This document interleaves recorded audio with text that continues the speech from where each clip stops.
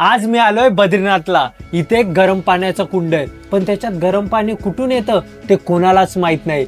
ते आज मी तुम्हाला दाखवणार आहे. अतिशय सुंदर मंदिर आहे, पण मंदिरात जाण्याआधी आंघोळ करायला गेलो, पण खतरनाक थंडी होती. पण त्याच्यापेक्षा खतरनाक हे गरम पाणी होतं, डायरेक्ट कातडी काढणारं. त्यामुळे थंड आणि गरम पाणी मिक्स केलं आणि मस्तपैकी आंघोळ केली. त्यानंतर आम्ही गेलो प्रसाद घ्यायला. प्रसाद वगैरे घेतला आणि गेलो दर्शनाला. हिवाळ्यात हे मंदिर सुमारे 6 महिन्यासाठी बंद असतं.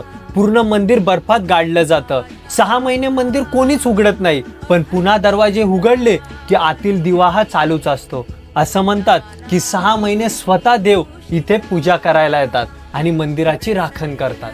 कथेनुसार भगवान विष्णू इथे तप करत होते आणि बर्फ पडायला लागला. तेव्हा लक्ष्मी मातेने बद्रीच्या म्हणजे बेरीच्या झाडाचं रूप घेऊन त्यांना सुरक्षा दिली, त्यांना थंडीपासून वाचवलं. तेव्हा विष्णूंनी म्हटलं, या जागेला आता बद्रीनाथ म्हणजे लक्ष्मीचं स्थान म्हणून ओळखलं जाईल.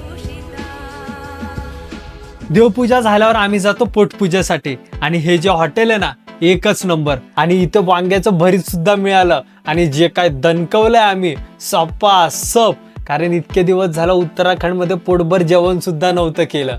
जेवण वगैरे झाल्यावर आम्ही गेलो अशा ठिकाणी जिथे भारताची सुरुवात होते आणि तिथं आहे भारताचं पहिलं गाव. ते दाखवतो तुम्हाला पुढच्या एपिसोडमध्ये.